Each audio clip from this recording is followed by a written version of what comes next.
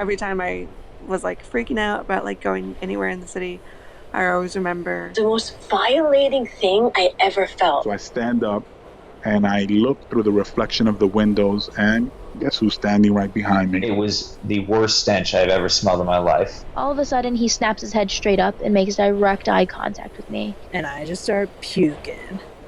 And I'm puking. She was like, I'm moving because I don't want to get sick. And he was like, fuck you, you're sick.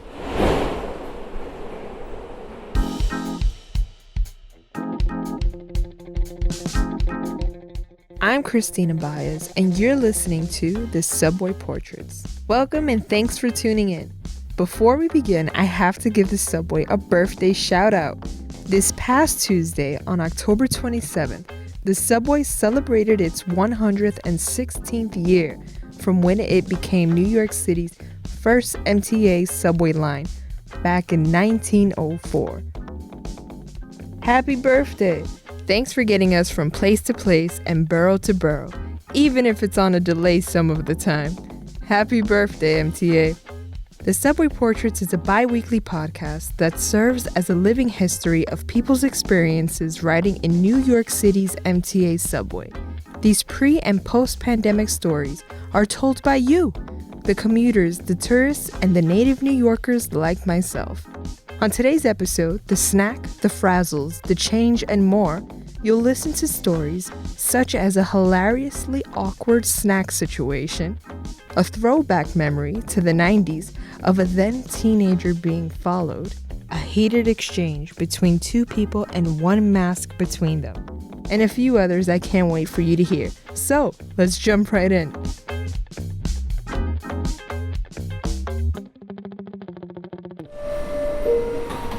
Snack and stare.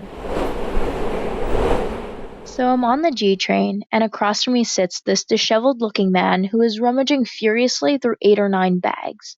But I think nothing of it, besides the fact that he slightly resembles Albert Einstein. All of a sudden, he snaps his head straight up and makes direct eye contact with me, and pulls out an entire head of iceberg lettuce. Now, this thing is huge, and it's covered in saran wrap.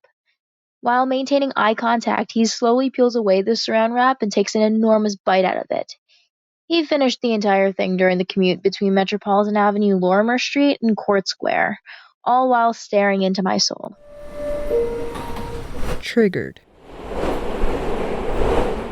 This is a throwback story from the mid to late 90s, and I remember it vividly. It was my first day of high school orientation, so it's kind of like stuck in my memory, and also because I had somewhat of a traumatic experience. But I lived in Manhattan on the Upper West Side, and my high school was actually in the South Bronx, so I had to take multiple trains to get there. So I guess my adventure started out on the Upper West Side on the 1 line, which I had to take for one stop to 59th Street, where I would have to transfer to the Uptown D train.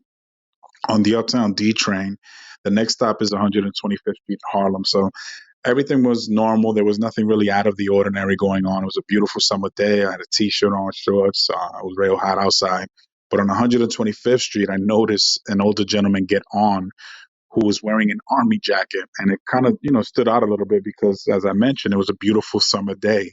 So to see someone with an army jacket, not just an army jacket, it was zipped up as well, it just kind of, caught my attention. So I was sitting at one of the two-seaters at the end of one cart, and he was sitting at the opposite end of the cart and one of the other two-seaters. So I didn't think anything of it. The train starts to move, and we're, I guess, going uptown to the next stop. So in the tunnel, which was like moments later, I happened to glance back up in his direction, and then I could see that he was staring at me. So that actually caught me off guard, and being young teenager, out of my element and comfort zone, going to a different borough. Said, I said to myself, let me not look at this man. He doesn't seem right. I don't want any problems or whatever. So it did make me a little nervous. So I turn my head. We get to the stop. The train starts to move again. Now it's moving to the next stop. So I get kind of like a feeling inside that something is not right. So, growing up in the inner city, you kind of have like that that intuition or that inner spidey sense. So I look up, and now he's walking towards my direction, and a cart that's basically pretty much empty.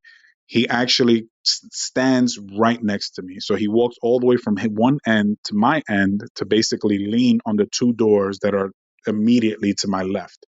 So I can kind of sense that he's like staring down at me, and I don't want to really look up because he's an older gentleman, and again, I'm a young teen. So I'm just like praying that my stop hurries up, that the train hurries up and I get to my stop right away. So a few minutes later, probably felt like an eternity back then, I get to 161st Street where my high school was located. So I stand up and I look through the reflection of the windows, and guess who's standing right behind me? This weirdo with the army jacket is actually standing right behind me. So as soon as the doors open, I say to myself, you know what? I'm going to walk fast. Can't wait to get onto this platform. As soon as the doors open, I take a few steps forward, and I can hear that he's walking fast right behind me. So, further down the platform, everyone already starts to descend down the stairs, and it's just he and I. So now I look to my left, and he's right walking in sync with me to my immediate left.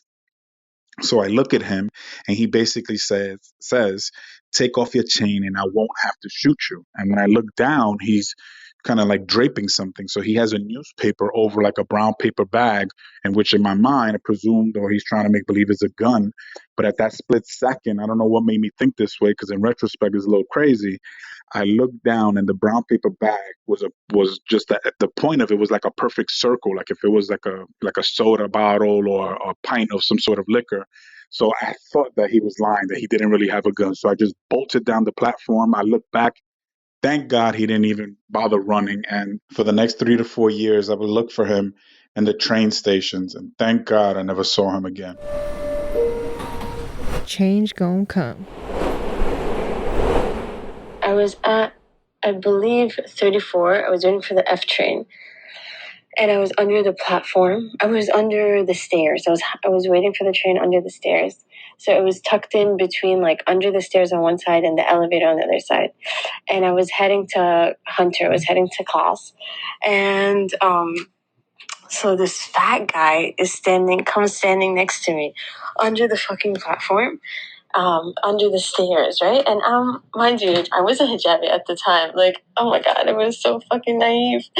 So I'm standing there, and he stands next to me, and he's just looking at me, making direct eye contact, right? And this guy's making direct eye contact with me for like a minute as he's looking for change in his pocket. And I'm like, wow, he must really need that change. And then as I look closer to him, mind you, and like there's nobody standing there because, like I said, I'm tucked between the elevator and under the stairs. So there's nobody standing there but me and him. And I look at him, I'm like, he's not looking for fucking change. He's jerking off. And it was the most violating thing I ever felt. I felt assaulted, even though like he didn't touch me or do anything. Obviously, he's just standing there. But the fact that he's like looking at me and he has his hand in his front pocket jerking off. And I thought, so dumb, I thought he was looking for change. I was shook. I got on the train and I was like disgusted by everyone. We've all been there. When I was like a teenager, I had been having a lot of stomach issues, and I had just gotten tested for lactose intolerance, and I was lactose intolerant, and they told me I shouldn't eat any dairy for like the next 72 hours. And I was like, okay, whatever. I was in 8th grade, and my friends and I were going to have a sleepover in the city that night for my friend's birthday at her cool aunt's house. And I remember the next day we woke up and we were having bagels. We were going to go shopping and stuff. And I was like, well, maybe if I have half a pat of butter and take some lactate pills, I'll be okay. And I don't have to eat a plain bagel. And we like are going around the West Village, having fun. And all of a sudden I started to not feel that well. And her mom was like, all right, I guess we all got to go back to the apartment. And we're riding on the subway. I started to feel really not well. And the subway wasn't that crowded because it was like the middle of the day. I'm sorry, I actually don't remember what line it was on. It was probably like the R, the N, or W. Anyway, I'm sitting on the subway and my face goes white and I just start puking. And I'm puking. And my friend's mom gets me a plastic bag and I'm puking in the bag. And I'm puking. And people are like, I remember when I puked on the subway, and everyone's having these stories of when they were drunk, and I'm just this 8th grade girl filling up a fucking plastic bag of barf. And I really messed up my watch, and I was embarrassed to go on the subway for a while after that. But everyone was really nice. All these people were like, don't worry about it. We've all puked on the subway. More stories to come. But before we get to those, are you thinking about your own subway memory? Then share it with us. Whatever your story may be, it could have a place in this living history for future generations to reference. You can record your memorable subway experience on our website at www.thesubwayportraits.com. You can record from your cell phone, laptop, or desktop. And to make it easier for you, I've added the direct link to record your story in this episode's show notes.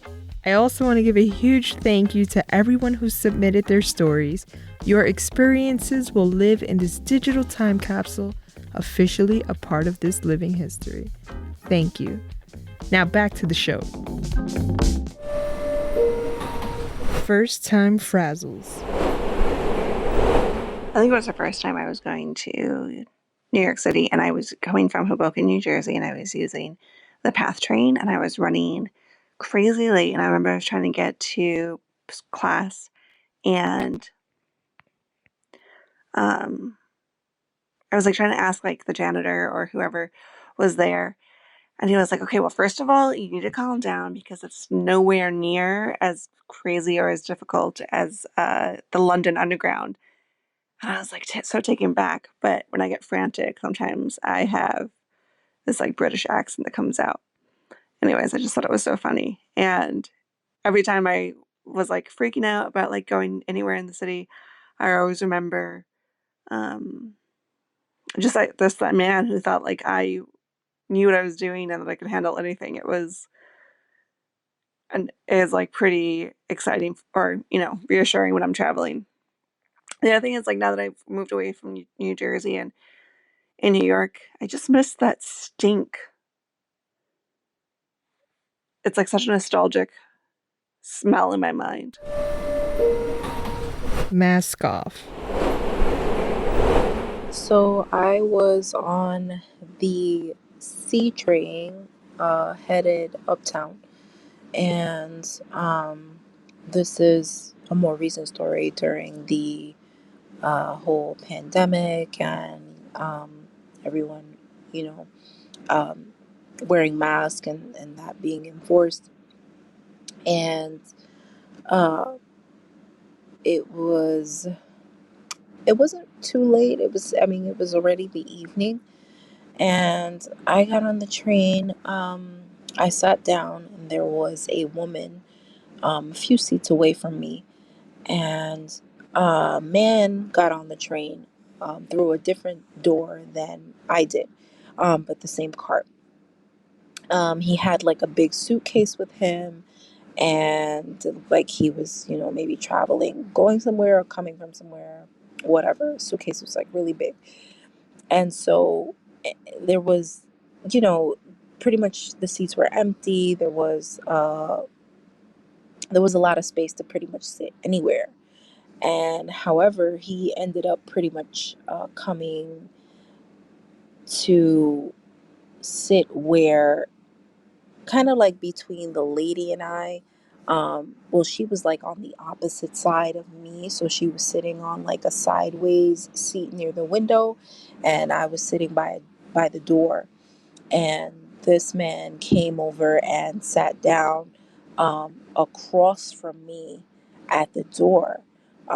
But when he sat down, you know, the woman that was sitting there got up and, moved away from him. Now, let me just mention that this man did not have a mask on. So he didn't have a mask on. So um, basically, when she got up, he said something to her, and she was like, I'm moving because I don't want to get sick. And he was like, fuck you, you're sick. He was like, just basically like went on this whole, like he, I haven't heard some, I don't think I've ever heard somebody get cursed out like that before.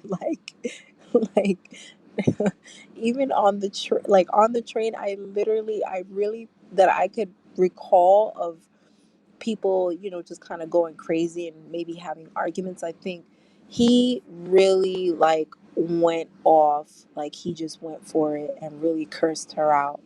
And it was really disrespectful, of course, too. He kept calling her a bitch and just going off the rails. And but she wasn't quiet. Like they were pretty much going back and forth. And you know it was just like and I was just sitting there and I'm like, do I get up and move, or do I stay here?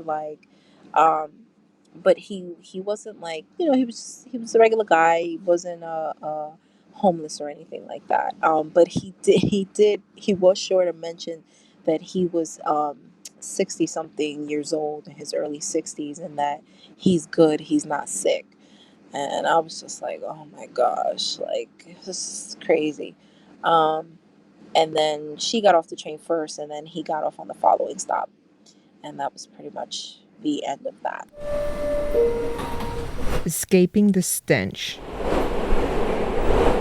I was taking the one train down from Morningside Heights, going to visit my brother in San Francisco. I had just graduated from graduate school, and I actually missed my flight the day before, so I had to reschedule for like 7 in the morning. So I had to leave my place at about 3. And at that time, the one train had a lot of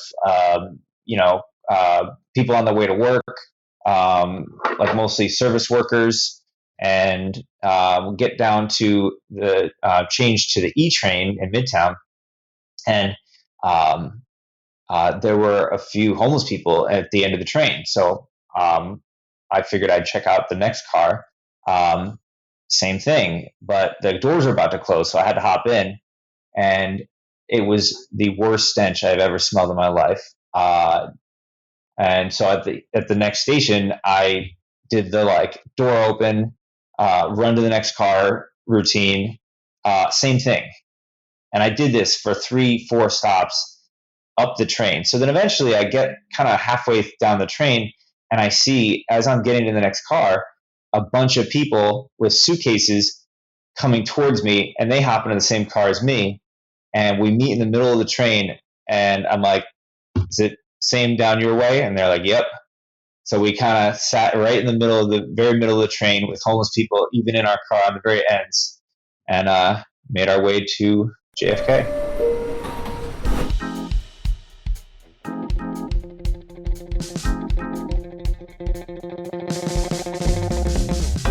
Tune in every other Sunday to hear real stories told by real people. And if you have your own subway story and want to be a part of the show, then record it on our site at www.thesubwayportraits.com. And if you can't remember that, there's a direct link in our show notes. Don't forget to follow, subscribe, and review us. Thanks for listening, and ride with us until next time.